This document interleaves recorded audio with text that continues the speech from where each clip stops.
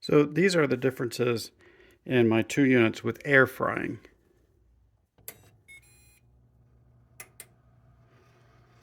This is as loud as this unit gets because the fans don't really turn much. That's it for air frying. Versus this one,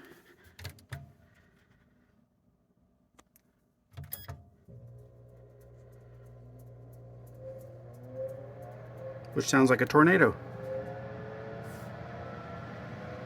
and actually air fries.